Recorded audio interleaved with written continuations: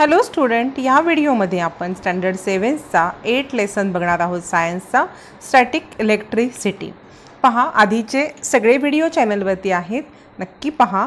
आधीचे व्हिडिओ पाहण्यासाठी तुम्ही यूट्यूबवर गेल्यावरती Sonali's kitchen and classroom now search केलं की माझा चॅनल तुम्हाला येईल। तसंच त्याची प्लेलिस्ट ओपन करा, त्या प्लेलिस्टमध्ये स्टँडर्ड 7 सायन्सची प्लेलिस्ट ओपन केलीत की आत्तापर्यंत झालेले 7 स्टँडर्डचे सगळे व्हिडिओ पाहता येतील।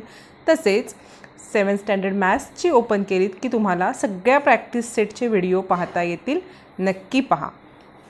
आणि अजूनही चॅनलला सबस्क्राईब केलं नसेल तर सबस्क्राईब करा, बेल आयकॉन दाबा, तसेच व्हिडिओ लाईकसुद्धा करा।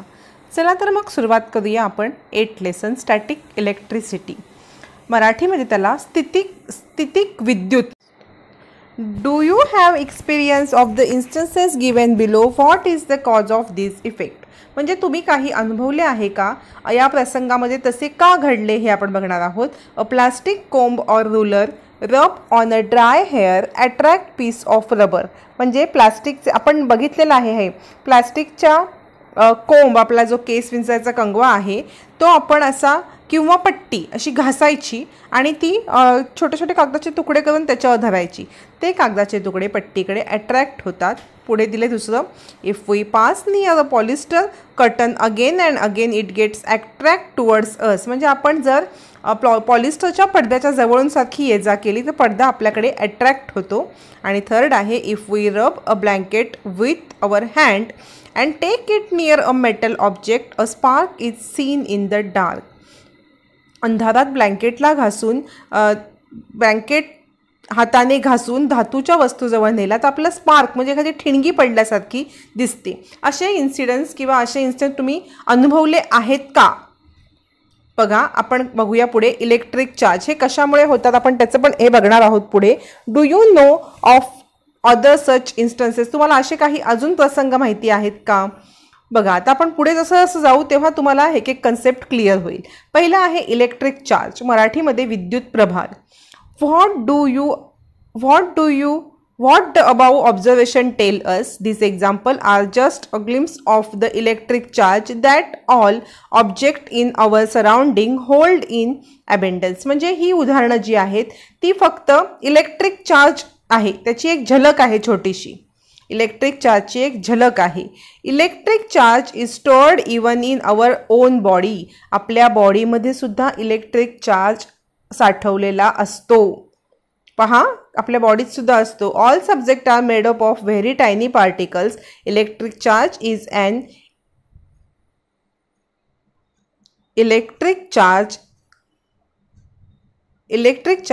an intrinsic property of this particle. Though in this way electric charge is abundantly present, it is always in a hidden stage. This is because two opposite types of charge are present in an equal number in all these substances. म्हणजे बघा, प्रत्येक वस्तू ही एकदम सूक्ष्म कणांनी बनलेली आहे, आपण बघितलेलं आहे। आणि इलेक्ट्रिक चार्ज हा त्या प्रत्येक कणावरती असतो, त्याचा आंतरिक गुणधर्म आहे। जे प्रत्येक कणांनी, छोट्या छोट्या कणांनी जी वस्तू बनलेली आहे त्या प्रत्येक कणावरती इलेक्ट्रिक चार्ज असतो। अशा प्रकारे जरी भरपूर इलेक्ट्रिक चार्ज असला तरी तो नेहमी लपलेल्या अवस्थेत असतो, तो एकदम हिडन असतो इलेक्ट्रिक चार्ज। कारण त्या वस्तूत दोन विरुद्ध प्रकारचे चार्ज असतात, पॉझिटिव्ह आणि निगेटिव्ह।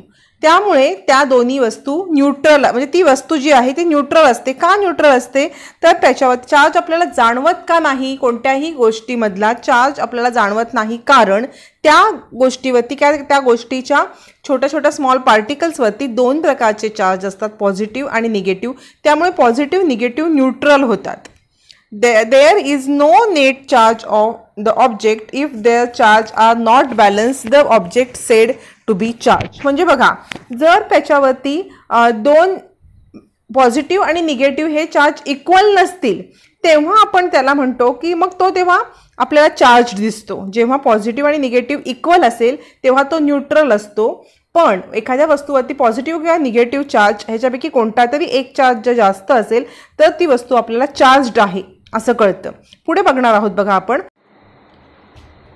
बघा, ट्राय दिस, रब one end of a glass rod against a silk cloth Due to rubbing, small charge will be transferred from one object to the other. As a result of both objects will become somewhat charged. Suspend this rod freely in air with the help of thread. Now charge another glass rod in the same manner and bring it near the suspended rod. What do you see? The two rods push each other away. Now take a plastic rod, rub one of its end against a woolen cloth. Bring that end near the suspended glass rod. Now what do you see? पहा हां, काय मी तुम्हाला आता सांगते ते नीट लक्ष देऊन ऐका.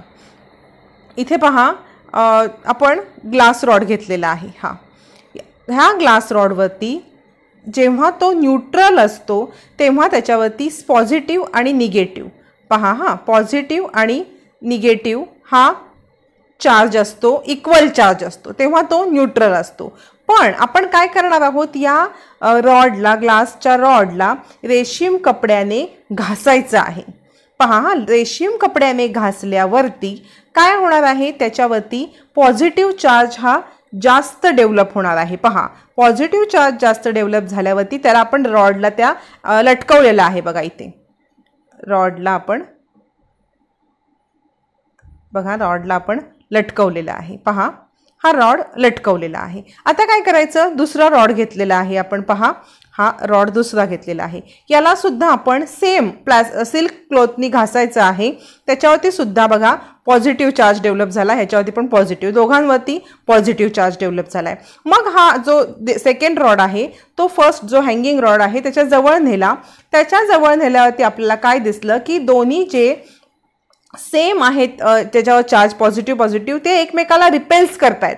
त्याच्याजवळ अट्रॅक्ट होत नाहीत, ते रिपेल्स करतात, एकमेकाला बाजूला ढकलतायत. आपण मॅग्नेटचं सुद्धा बघितलेलं बघा, नॉर्थ पोल्स एकमेकाला रिपेल करतात, साऊथ नॉर्थ पोल्स एकमेकाकडे अट्रॅक्ट होतात. सेम तसंच पॉझिटिव्ह हे रिपेल्स करतात. मग हाच एक्सपेरिमेंट दुसऱ्या वेनी केलेला आहे. बघा दुसऱ्या वेनी काय केलेलं आहे हा एक्सपेरिमेंट, तर आपण मग प्लॅस्टिक रॉड काढला, हा इथला प्लॅस्टिक रॉड काढून त्याच्या ग्लास रॉड काढला पहिल्या एक्सपेरिमेंटमधला आणि प्लॅस्टिक रॉड घेतला. प्लॅस्टिक रॉड घेऊन तो आपण वुलन क्लॉथ्सनी घासलेला आहे. प्लॅस्टिक रॉड वुलन क्लॉथनी घासल्यावर त्याच्यावर निगेटिव्ह चार्ज निर्माण झाला. बघा हां, याच्यावरती निगेटिव्ह चार्ज निर्माण झालाय आणि याच्यावरती इथे निगेटिव्ह आणि हा आहे पॉझिटिव्ह. आता काय झालेलं आहे, जेव्हा आपण प्लॅस्टिक रॉड जो निगेटिव्ह चार्ज आहे तो पॉझिटिव्ह चार्ज ग्लास रॉडकडे नेल्यावरती ते दोघं अट्रॅक्ट झालेले आहेत एकमेकाकडे, कारण ते ऑपोजिट चार्ज आहे. याच्यातून आपल्याला काय समजतं पहा, ह्या एक्सपेरिमेंटमधून आपल्याला काय समजतं, two rods carrying similar charge push each other away. दोन रॉड सेम चार्जचे एकमेकाला push each other away. This is called repulsion. हे बघितलं आपण, रिपल्शन, सेम चार्ज एकमेकाला रिपेल्स करतात. आणि in second experiment that rod carrying opposite types of charge get pulled towards each other is called attraction. Negative positive attract.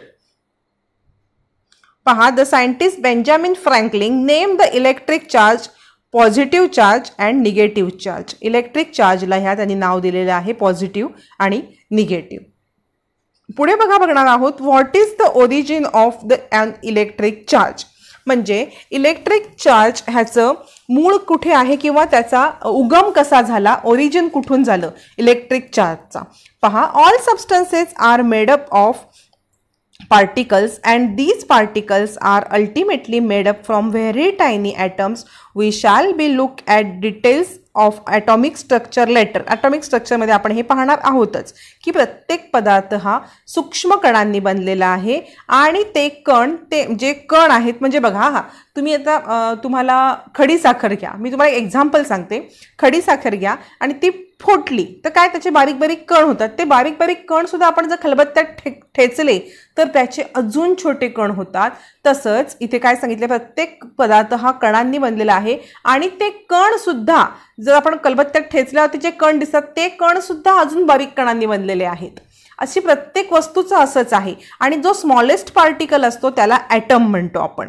जो मराठीमध्ये त्याला अणू म्हणतात, व्हेरी टायनी ॲटम, खूप लहान असतो, डोळ्यांनी दिसत नाही. We shall be look at the details of atomic structure later. Atomic structure जे आपण नंतर बघणार आहोत. At this stage it is sufficient to know that each atom contains a stationary positive charge and moving negative charge. These two charge begin perfectly balanced at atom is electrically neutral. म्हणजे प्रत्येक item वरती दोन प्रकारचे charge असतात, positive आणि negative, आणि ते equal असतील. आपण मगाशी बघितलेलं की पॉझिटिव्ह आणि निगेटिव्ह चार्ज जर इक्वली असेल तर ती वस्तू कशी असते, न्यूट्रल. तसंच ॲटमचं आहे की पॉझिटिव्ह आणि निगेटिव्ह चार्ज हा इक्वल असेल ॲटमवरती तर तो न्यूट्रल असतो. त्याच्यामध्ये न्यूट्रल म्हणजे त्याच्यामध्ये कोणताही चार्ज नसतो. बघा हां, म्हणजे कधी पॉझिटिव्ह आणि निगेटिव्ह इक्वल असतील तेव्हा. पण all objects are made up of atom, which means that they are an electrically neutral. Then how do object become electrically charged? Neutral वस्तू चार्ज कशी होते आपण ॲक्च्युली मगाशी पण हे बघितलं, आता परत बघणार आहोत. For some reason the balance of electrically neutral atom get disturb. For example when certain object are rub against each other the negatively charge particle on one object go to the other object. म्हणजे मगाशी पण आपण बघितलं की glass rod हा neutral होता, पण त्याला आपण सिल्कच्या कापडाने घासल्यावरती त्याच्यामध्ये पॉझिटिव्ह चार्ज आला. सेम तसंच इथे सांगितलंय की जेव्हा आपण विशिष्ट वस्तू एकमेकावर जेव्हा घासल्या जातात तेव्हा एका वस्तूवरचे निगेटिव्ह चार्ज पार्टिकल दुसऱ्या वस्तूवरती जातात आणि ज्या वस्तूवरती ते गेले त्या वस्तूवरती निगेटिव्ह पार्टिकल्स जास्त झाल्यामुळे पॉझिटिव्हपेक्षा ते चार्ज होतात. तसेच जर निगेटिव्ह पार्टिकल्स असतील गेले तर ती वस्तू ज्या वस्तूकडून निगेटिव्ह पार्टिकल दुसरीकडे गेले तर ती वस्तू जी वस्तू आहे ज्याच्यामुळे घासले तर त्याच्यामधले निगेटिव्ह पार्टिकल कमी झाल्यामुळे पॉझिटिव्ह पार्टिकल तिथे आपोआप जास्त झाले. हे बघा इथे तुम्हाला एक एक्झाम्पल दिलेलं आहे. बघा दोन हे एकमेकांच्या वरती रब केलेले आहेत, बरोबर. आता काय झालेलं आहे, दोन हे रब केल्यामुळे एकाचे एकीकडचे निगेटिव्ह चार्ज, बघा मी तुम्हाला सांगते नीट समजून. हे बघा इथले हे दोन निगेटिव्ह चार्ज दिसत आहेत, हे इथून आले, ते बघा ॲरो दिसत आहेत, हे इकडून इकडे आले. आता इकडून इकडे 3 होते इथे निगेटिव्हचे साईन. आपण एक समजून घेण्यासाठी फक्त बघूया. 3 होते त्यातले 2 इकडे आले निगेटिव्ह, त्यामुळे या वस्तूवरती निगेटिव्ह चार्ज किती 5 झाला आणि इकडे निगेटिव्ह चार्ज किती झाला 1. म्हणजे इकडचे निगेटिव्ह चार्ज इकडचे निगेटिव्ह चार्ज इकडे गेल्यामुळे इकडे पॉझिटिव्ह चार्ज वाढला, बरोबर, आणि इकडे निगेटिव्ह वाढला. दोन्ही सुद्धा चार्ज्ड झाले. समजते का? इकडचे निगेटिव्ह इकडे या ह्याच्यावरचे निगेटिव्ह इकडे गेल्यामुळे इथे निगेटिव्ह जास्त झाले आणि इथे निगेटिव्ह कमी झाले, पॉझिटिव्ह जास्त झाले. दोन्हीही बॅलन्स असतील तरच न्यूट्रल असतो, पण त्यांचं बॅलन्सेशन बिघडलं म्हणजे त्यांचं निगेटिव्ह जास्त झाले पॉझिटिव्ह जास्त झाले की ते चार्ज होतात. अशा पद्धतीने हे दोन्ही सुद्धा चार्ज झाले. ह्याच्यावरती पॉझिटिव्ह चार्ज जास्त आहे, ह्याच्यावरती निगेटिव्ह चार्ज जास्त आहे. घासल्यामुळे इकडचे निगेटिव्ह इकडे आले, त्यामुळे इकडे निगेटिव्ह कमी झाले, इकडे निगेटिव्ह जास्त झाले, दोन्ही चार्ज झाल्या. थोडक्यात हे समजून घ्या. म्हणजे घासल्या जाणाऱ्या दोन वस्तूंपैकी एक होते, बघा हां इथे तुम्हाला दिलेलं आहे, आपण सांगूया, बघूया. पहा लास्टला तुम्हाला एक एक्झाम्पल दिलेलं आहे. It means that 2 objects being rubbed, one become positively charge and अनादर बिकम निगेटिव्हली चार्ज. बघितलं ना आपण, हे बघा इथे न्यूट्रल होत्या त्या वस्तू, बरोबर. याच्यावरती न्यूट्रल होत्या, इथे आधी सुरुवातीला त्या न्यूट्रल होत्या, मग आपण त्या इथे घासल्यावरती काय झालं, इकडचं निगेटिव्ह पार्टिकल्स निगेटिव्ह चार्ज इकडे गेला, त्यामुळे इकडचा याचा निगेटिव्ह चार्ज हा कमी झाला याचा आणि याचा निगेटिव्ह चार्ज हा वाढला. त्यामुळे एक झाली निगेटिव्हली चार्ज, एक झाली पॉझिटिव्हली चार्ज. बघा आता इथे फायनल काय झालं, ही वस्तू झाली निगेटिव्हली चार्ज. पहा ही वस्तू झाली निगेटिव्हली चार्ज कारण इथे निगेटिव्ह चार्ज जास्त आले आणि ही झाली वस्तू पॉझिटिव्हली चार्ज कारण इकडचे चार्ज इकडे गेलेले आहेत. समजतंय तुम्हाला? पुढे बघूया आपण. पहा पुढे बघूया आता. पहा पुढे आपण एक ट्राय धिस दिलेलं आहे. तुम्हाला काही मटेरियल दिलेलं आहे, paper, polythene, nylon clothes, cotton clothes, silk clothes etcetera.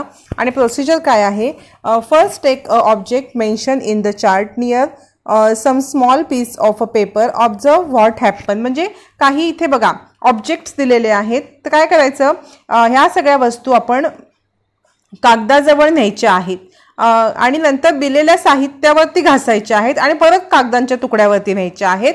तर आणि ऑब्झर्व आपण जे आहेत ते इथे आपलं ऑब्झर्वेशन आहे ते लिहायचं आहे. म्हणजे बघा इथे काय दिलेलं, paper, polythene, nylon clothes, cotton clothes and silk clothes etcetera. ह्या प्रत्येक वस्तू आता बलून जवळ ह्या सगळ्या वस्तू न्यायच्या आणि ह्याचे 5 ऑब्झर्वेशन तुम्ही काय येतील ते नोंदवायचे आहे तिथे. असं एक तुम्हाला एक्सपेरिमेंट दिलेला आहे. इथे दिलेला आहे बघा, always remember each atom is electrically neutral if it has equal amount of positive and negative charge. If for some reason negative charge decrease, the atom become positively charged. हे आपण मगाशीच बघितलेलं आहे की त्याचा निगेटिव्ह चार्ज एखाद्या ॲटमवरती किंवा कोणती वस्तू म्हणा किंवा ॲटम म्हणा एखाद्या ॲटमवरती पॉझिटिव्ह आणि निगेटिव्ह हा दोन्ही चार्ज इक्वल असतात. त्याचा एखाद्यावरचा पॉझिटिव्ह चार्ज कमी झाला की तो निगेटिव्हली चार्ज्ड ॲटम होतो आणि निगेटिव्ह चार्ज कमी झाला की तो पॉझिटिव्हली चार्ज्ड ॲटम होतो किंवा वस्तू होते. आणि ॲटम काय दिलंय की निगेटिव्ह चार्ज डिक्रीज झाला तर तो ॲटम पॉझिटिव्ह होतो. मी आता मगाशी सांगितलं थिंग्सचं आणि आता ॲटमचं काय, ॲटमवरचा निगेटिव्ह चार्ज डिक्रीज झाला की ॲटम हा पॉझिटिव्हली चार्ज्ड होतो.